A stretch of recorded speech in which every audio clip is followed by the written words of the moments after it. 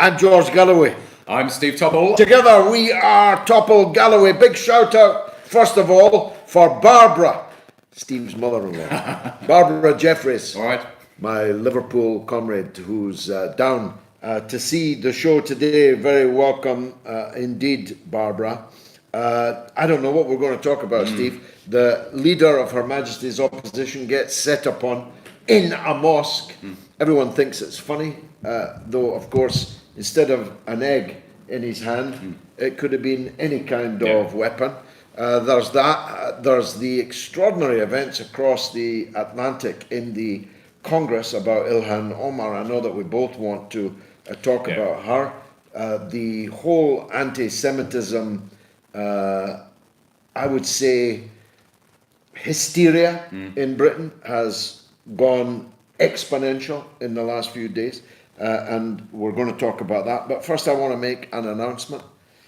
If you're interested in my new Brexit Alliance, which exists to demand the full implementation of the decision the British people made in the European Union referendum, then for now, contact me at info@georgegalloway.com. Essentially this, if there are going to be European Parliament elections, and I hope there are not, then we have to use them to demonstrate to our rulers, to the political class, that the issue hasn't gone away, and that those who have let down the side or even betrayed the decision that people made on Brexit must be held to account. There's not much point in sending more Labour or Conservative members of the European Parliament back to office, even for a short time, because they're part of the problem. So we need some kind of shock to the system in the European Parliament elections if they happen here in Britain. That's just a short infomercial. Yeah, no, let me interject, because we didn't discuss this beforehand, so this is news to me. We haven't had time to scratch. No, we haven't. That's another story. Do you, just quickly, and then we'll move on to the other things we want to talk about. I mean, do you think it's going to get to the stage where we will have European elections? It's quite possible, and I'm determined that there should be more than UKIP and Nigel Farage on the offer. Because if we delay leaving the European Parliament, the European Union, then de facto we have to have European Parliament elections, because they're happening everywhere else in the European Union. We would still be members of the European Union and therefore must have elections to the Parliament. Now, hopefully the MEPs thus elected would not be in office for long, because Britain would then leave the European Union and these MEPs would no longer be MEPs. But as of right at this moment, there's every possibility that the European Parliament elections will take place. And at the moment, all you've got the chance of doing is voting for Stockholm Syndrome Labour members of the European Parliament who've spent their time and considerable resources trying to wreck Brexit from Brussels, or UKIP, which is going up in the polls, even whilst it's getting dirtier and dirtier and dirtier. Mr. Farage has announced the Brexit Party, but I haven't seen it yet, and I'm not prepared to take the chance. So I've formed Brexit Alliance. All the details will be posted soon, but if you want more on the Brexit Alliance, you can reach me at info@georgegalloway.com. Steve. Yes. Jeremy Corbyn suffered something I know myself, which is a shock, sneak attack from behind in a public place while you're going about your duties, as was I in 2014 in Notting Hill, when literally out of nowhere a blow strikes you. You don't know for a second or two what that blow was, what's going to happen next. You don't know if it was, a hammer that hit you, and whether this is it. Luckily, Jeremy Corbyn was surrounded by well-wishers who stopped it from going any further. I was not so lucky. But I've got a couple of things to ask you. Yeah. He is the Right Honourable Jeremy Corbyn, PC MP, the leader of Her Majesty's official loyal opposition. Where were the police? How did anyone get close enough to Jeremy Corbyn to deal him a blow to the head with something in his hand as yet unknown? Is Jeremy Corbyn not being protected by the state? In which case, this is an affront to democracy, to the state itself, to Her Majesty, who's leader of the opposition he is. I'm deeply, deeply concerned by it, not least because I've been there, I know what it's like. Yeah, no, absolutely. I mean, this has thrown up numerous issues, hasn't it, really? Not, as you say, not least questions over his security. Because, as you rightly point out, I mean, the thing is, Corbyn's quite openly said he finds the security issue uncomfortable, hasn't he? That he's not good with dealing with having constant people around him. But everything that's happened since he was elected as leader and the vitriol and the abuse that he's received, any other politician would be on complete lockdown. I mean, you've had lots of Labour MPs tweeting about the fact they've got panic buttons now, and etc., and yet, as you quite rightly point out, the leader of Her Majesty's opposition appears to be flying slightly solo when it comes to public appearances. But moreover, what this has thrown up is the noxious and the completely base level that the British media has sunk to now. I mean, it's absolutely the lack of reporting. And this wasn't Corbyn activists sort of screaming, "Oh, there's been no news story," when there actually has. There was no reporting on this to begin with, and then BBC News finally came out and reported it. They still maintain their headline as of 9 o'clock this morning, as I looked, was still that Corbyn was egged, not that he was actually assaulted, because it would be charged as a minimum battery, wouldn't it, if not attempted common assault. It just shows what a low barrel they're scraping the bottom. Yeah, I mean, barrel, they fell from the gutter into the sewer a long time ago. They continue to make a joke of it. What apparently happened is that this man had an egg in his hand. He got as close as I am to you, to Corbyn, and he thumped Corbyn in the face with the egg in his hand. In other words, it's true that he got egg all over his face, but he got it as part of a blow delivered by the assailant. So the assailant's been charged with actual assault, not with egging. My point is, it could have been anything in his hand. Yeah, and it shows, I think, I think it needs to prompt a debate about political conduct in this country, because, I mean, there's a long history of politicians having vegetables thrown at them. It's kind of a tradition, really. It's a political tradition. We wouldn't be talking about this if they'd thrown the egg. No, exactly, this is the thing. But you should see the video of me at Liverpool getting an egg thrown. It was one of my proudest videos, because I dodged both eggs like the boxer I once was, showing a good deal of ring craft. No, it's the blow. It's getting close enough to strike a blow to the leader of the opposition. That's the point. Yes, so are we in agreement then? Because this is bound to be used as an excuse to stop sort of traditional egg throwing and that kind of thing. I mean, I think we need to be very careful that this doesn't lead to some form of censorship, like everything eventually leads to censorship under our current system. But it raises issues about security. It does, but you're equally right on the other side of it.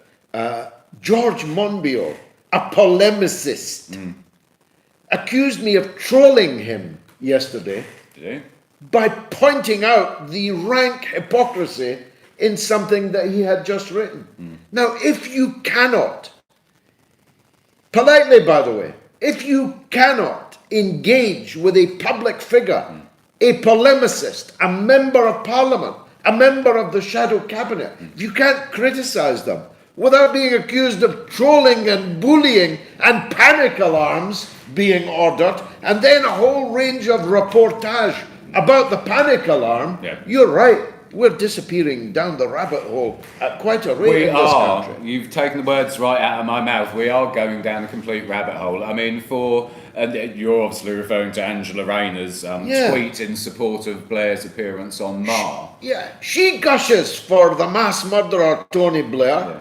We say, what? She says, I'm ordering a panic alarm. You couldn't make it up. It is. I mean, when you put it in those most basic terms, it is kind of bizarre that people were questioning and not happy with an MP, and it's then blown up into trolling. Why are they on Twitter if they don't want people to argue with them? I mean, but you just quickly, because I'm baffled by her stance, because while she's not an outright Corbynite, don't get me wrong, but that was quite something. No I mean, do you not? I don't know her. I don't know her. I've never met her. She doesn't strike me as in any way impressive. It seems to me she got that job because Corbyn was very thin on the ground of potential shadow cabinet members. When I see the people that like her and promote her, I'm automatically suspicious of her. And my only engagement with her, I've never said a bad word to her, until it was revealed that she had a secret assignation over dinner with Lord Levy, Lord Cashpoint Levy, the man that got Tony Blair into so much trouble. Such were the, how shall I put it, such was the skullduggery and the fundraising efforts that he made. The police investigated it. People were arrested in Downing Street and questioned under caution and so on. I mean, the guy is trouble with a capital T, as well as being a close associate of some of the dodgiest enemies of Jeremy Corbyn. People like Peter Mandelson, for example, Blair himself. He's close to them. So why would a member of Jeremy Corbyn's front bench be having dinner with Lord Levy? It's like that Debbie McGee. What first attracted you to the multi-millionaire Paul Daniels, Miss McGee? So that was my first encounter with her. And then a few weeks later, she's gushing praise of Tony Blair, who's dripping in blood from head to foot with the murder of 1 million people and counting. And a member of Corbyn's front bench is hailing her. Just a few weeks after meeting his money bags. I'm thinking, I'm not Einstein, but... It's a logical conclusion to draw. I mean, obviously, her argument was, as we saw, that, we need unity within the Labour Party to get a Corbyn government. That argument no longer exists, in my opinion. That is a non-argument now. And people who argue it, who think that by somehow accommodating the centre-right of the Labour Party will promote and get a Corbyn government in the image that Corbyn and his supporters would like, it is delusional. And it also shows a complete lack of understanding, in my opinion, of the state, firstly, that the country is in, that they still think we're at some sort of point where compromise with people who have been ruinous to this country, which these centrists and the Blairites have, think that compromise is somehow the way forward. With that position went long ago.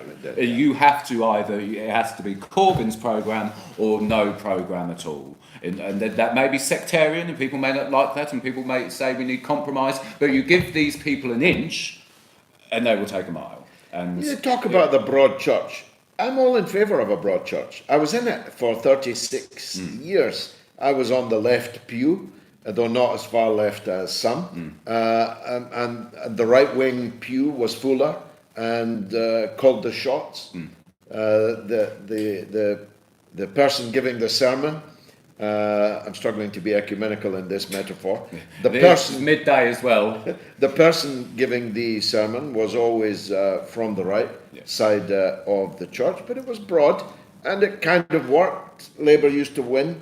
Labour used to do some quite good things, some bad things, and not as many good things as it should, but some quite good things. That worked for a while. But once Mr. Blair became the vicar, it was no more Mr. Nice Guy.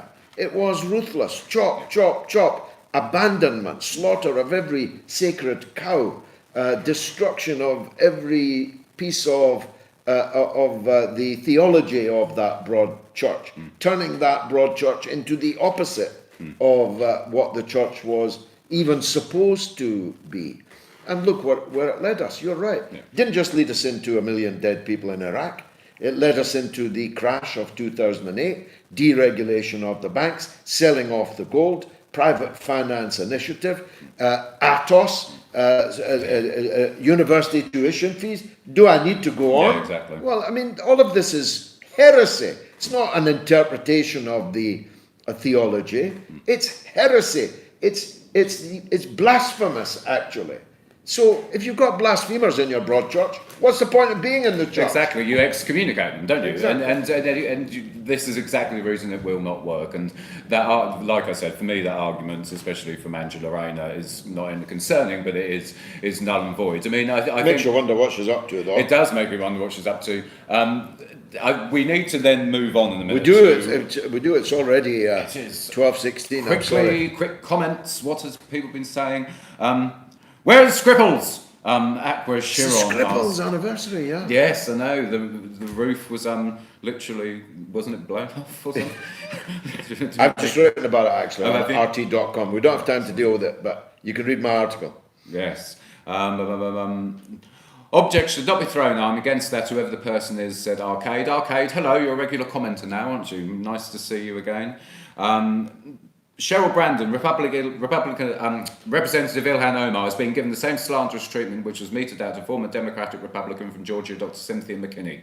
Support free speech. We're going to talk about Ilhan in a minute. Lots and lots of comments. Angela Rayner broke my heart with that Blair tweet, said Jonathan Badness. Yes, I kind of agree. I had hopes for Angela Rayner, but that was very concerning what she said. Kevin Duggan said this is some good capitalist internet. Until they create a socialist one, Kevin, I'm not quite sure what we can do about that. Exactly, we'll just have to keep using it. Expropriate the internet. Capitalist one. Yes. Stop paying your licence fee. Yes, we agree with that too. Ilhan Omar and the Labour anti-Semitism. Tell people who she is first. Ilhan Omar, Democratic senator, the first Muslim senator ever to be elected, wasn't she? Muslim woman, I think. Muslim woman, rather, yeah.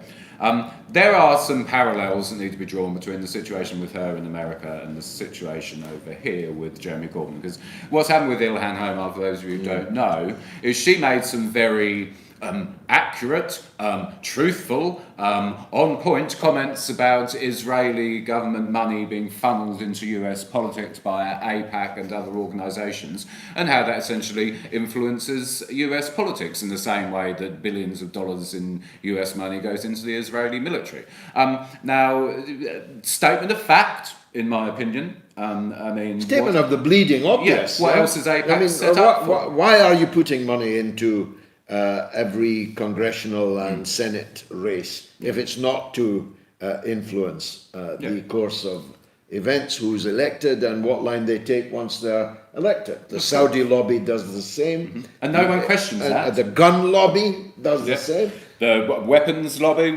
Is it Islamophobic to point out that the Saudi Arabians put millions of dollars into Hillary Clinton's presidential election campaign? It's not, of course, remotely anti-Arab or anti-Muslim. Yeah. It's attacking that act by that person in regard to that person. Yeah. But and she's been shot down as anti-Semitic for saying that, even though there was no mention of Jewish people. She's not talking about Jewish people. She's talking about the Israeli government specifically. They're trying to crucify her. Later today, they're going to try and crucify her in the Congress itself. And so we have that situation in America. We have the situation in this country where Siobhan McDonough, Labour MP, anti-Corbyn MP, came out on Radio 4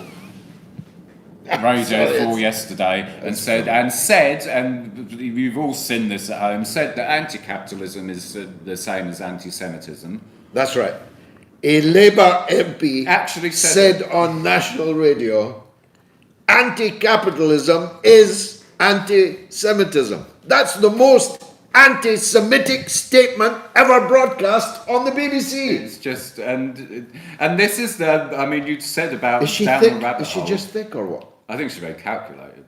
Yeah, I think she is. I think she knows. Well, let's get on to that. I mean, but this is what you're talking about when we're down the rabbit hole. Because for me, looking from the outside in, as it were, on this, because I'm not a Labour Party member, I'm quite now detached really from politics in terms of the fact that I have a lot more important things to be dealing with in my life than constantly following politics, I'm afraid. So I kind of, and I've always had a broad perspective of it because I've never been actively involved in politics. I'm just an ordinary person. And for me, this is now sweeping levels of mad hattery that I don't it's the think Crucible, we've ever isn't seen it? before. It's It Arthur is. Miller, it's the Crucible, Yeah, it is. it's the Witches of Salem, and Jonathan Cook, who used to work at The Guardian, I think. Yes, he did. I've just been retweeting, I know you are an admirer too, of the piece he's written about it. It's a must-read, Yes, actually. it is. Yeah, Jonathan Cook, check out his Twitter. As is John White, also wrote a brilliant piece comparing it to McCarthyism and to the witch hunts of the 40s and 50s and so on.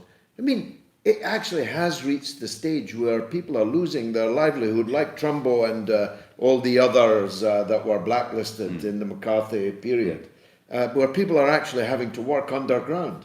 I'm having to pretend that I wrote something you wrote so that we can share the money for it, because we can't employ you. And maybe it's become... Hysteria isn't the word's not a strong enough word. I don't think it is, no. And I mean, in its most basic form, I mean, anyone with a sensible brain would say this undermines anyway the fight against anti-Semitism. Fight against anti-Semitism. It is, because it's getting. I mean, that statement on Radio 4 from Siobhan McDonough was just staggering. And then you have Margaret Hodge on Radio 4 this morning saying that Corbyn's office has been interfering in process with regards to the accusations. And she permanently on Radio 4. Well, yes, I mean, I Margaret Hodge, we never heard of her for decades. No, now she's on the radio every day. No, exactly. I mean, and she, I think, don't quote me correctly on this, but I think she basically said as well that anti-Zionism does equates to anti-Semitism. Well, she did. That's her position. She did, yeah. She also attacked Lord Faulkner, Charlie. I Faulkner. know. I mean, Charlie Faulkner, Tony Blair's flatmate, the man who joined the Labour Party, became a member of the House of Lords, and became a member of the cabinet, all on the same day, without a vote being cast in his favour, only because he was a friend of Tony Blair. Even he is not acceptable to them as the man who's going to be the honest broker in this whole affair in the Labour Party. Exactly, he's the most least Corbyn person possible. Yeah, I mean he's a lawman. I personally like him, even though he's a friend, very close friend of Tony Blair. I personally like him. But the idea that he should now be being attacked. I mean, who do they want to be the broker? Netanyahu? You want to bring Netanyahu over when he gets out of jail and install him in the Labour Party headquarters and give him the job of determining who's anti-Semitic and not? Exactly. I mean, it's getting. We are down the rabbit hole with this, but it's very concerning because it's working though. It is, but it's getting. If you look at Corbyn's numbers, they're way down. Yeah. If you look at Labour's numbers, they're not as far down as you'd expect in the teeth of this vicious, unremitting assault, but they're down. The Tories are ahead. Pretty consistently, not by enough from their point of view. That's why they won't call an election yet. But they're ahead. Corbyn's numbers are down. People are a bit disillusioned as to how he appeared powerless, would not or could not save Chris Williamson, the MP most associated with him and his politics, a man who literally tramped the streets of the whole of Britain.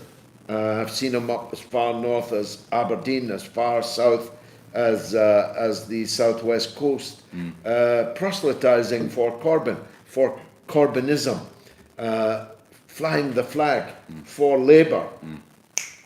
he was suspended from the Labour Party within what seemed an hour. Yeah, I think it was 4 hours, wasn't it? I mean, 4 hours. The point of all this is, of course, that with the situation with Ilhan Omar in the US, with Corbyn over here, it's undeniable that it's an attempt to silence what are seen as progressives. I mean, with Omar especially, most of her Democratic progressive colleagues have better come out and support for her. But there's a...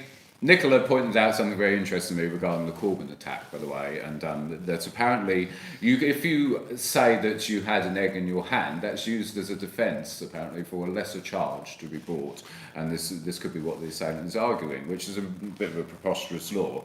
But speaking of progressives, Bernie Sanders touched on preposterous laws in the US, and next, did you see his speech he did? Bernie's next, of course. This is all in a way a trial run. Yeah, and this was my point. Corbyn, Ilhan, but the big enchilada is President Bernie Sanders. Indeed. Has to be stopped. Yeah, I mean, his speech was sensational from a politician to be so open and honest about his past, and it was written in part by Sean King, Martin Luther King's son. And it's a sensational speech, really Magnificent. Yeah, he was brilliant. But as you quite rightly point out, surely the time will be coming soon when he is the next target, even though he has his Jewish heritage. But then that doesn't matter. This is the era in which Jewish person after person after person is accused of being an anti-Semite. Does nobody think this is at all weird? I mean, how come all these Jewish people are anti-Semitic, i.e. hate themselves? Yeah. Michael Rosen being the prime example. I mean, Professor Michael Rosen, abuse every day. Jackie Walker. Did you see her film? I've never seen anything quite like it. Yeah, it was. I've never met her. I've got no flag for her. No. She seems way to the left of me.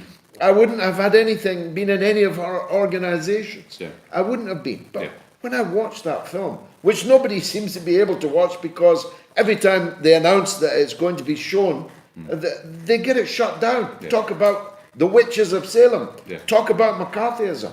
They're burning books. They're burning films made by a Jewish director about a Jewish woman who's been expelled for anti-Semitism. Nobody else find this suspicious? It's bizarre and dystopian, to say the least. And then we have the news today of a Jewish Labour councillor being suspended. Is this the woman in Joe Liverpool? Bird. Joe Bird. Well, how many? I mean, are they going to expel all the Jews out of Labour who support Corbyn in the name of fighting anti-Semitism? Are you mad? Is this madness going to continue?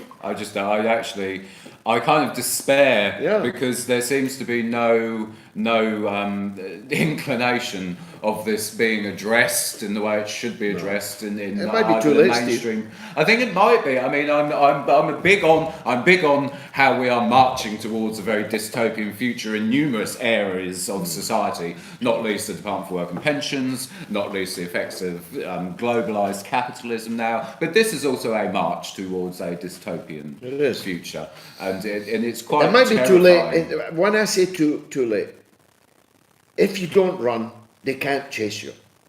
They'll stop chasing you when you stop running. But there comes a point at which, actually, you shouldn't have started running in the first place, but you've now been running so long, ineluctable logic, Shakespearean really, ineluctable logic is keep on running. Because you're now out of breath. You've now lost your strength. You now can't turn around and fight back. So you might as well run until they hunt you down and devour you. And that's what I fear is happening now. Yeah, it's a very good analogy. I think we are running out of time, aren't we? We are, yeah. We're getting anxious. Quickly, look at the comments. It's fun, this. I hope people are watching it. USSR was state capitalism. Workers didn't decide on production, says Invictus. Where did that come from? Apropos nothing?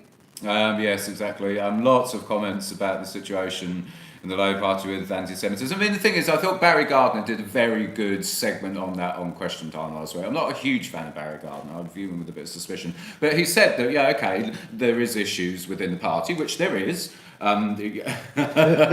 There is issues in the party, which there is. Labour maybe didn't deal with them quickly enough as they should have done. Fine, fair comment, and that they're trying to deal with it now appropriately. But that's still not enough. It's a tiny number of people. Yeah, it's It's 0.0008 of 1%. That's what all of them should be saying. But why have they taken so long to throw out such a tiny number of people? Yes. You ought to be able to come to the dispatch box, to the television, to the radio and say, there were 430 idiots or worse, whose hatred of bankers morphed into the conflation of bankers with Jews. There are 430 idiots who think Israel attacked the Twin Towers and all the Jews were told not to turn up for work. There are 430 idiots who think Soros and Rothschild are running the world. Yeah. And we have expelled 220 of them, suspended 180 of them, and re-educated the best 30 of them. Yeah. Why is it not possible to have done this over the last 3 years? They're blaming Jenny Formby. She's only been in a few months. Yeah. She's only been in a few months. She's the only person that's actually dealing with it. Yeah, and I think you've hit on a very important point there. I know we're running out of time, I want to make this point. Re-education, because as most of you know at home, I had a lot of views in the past which were not particularly pleasant and which I've repeatedly apologised for and holding my hands up to. But the conspiracy theories that circle on the internet and that are often centred around the Jewish religion, they do draw you in. And if you can show people that that's not the correct way and show them what actually is going on in our society and who is really to blame for it, is that not a good thing? Is re-education not the point? That we should give people the opportunity to learn and realise what they're saying is wrong and realise what is the right thing to be saying. I mean, I also want to say there's a lot of unpleasant comments on our YouTube feed as well. Is there? Which we do not endorse. Don't put them on our YouTube feed, guys, because they'll be deleted. So, anti-Semitism is a thing in Europe in the 20th century. It led to the mass murder of millions of Jewish people. Anti-Semitism has been a thing in Christian Europe and in Christendom for centuries, indeed millennia. It is murderous, it is foul, it is evil, and we, the left, are the frontline fighters against it. The idea that Jeremy Corbyn and Chris Williamson, anti-fascist, anti-racist fighters, are somehow the anti-Semites. I wish we had more time. I do. But, alas, it's the end of the show. I've been George Galloway. I've been Steve Topple, and don't forget, check us out on Twitter. It's at Mr. Topple, at George Galloway. You'll be able to view the whole show on YouTube and on Periscope.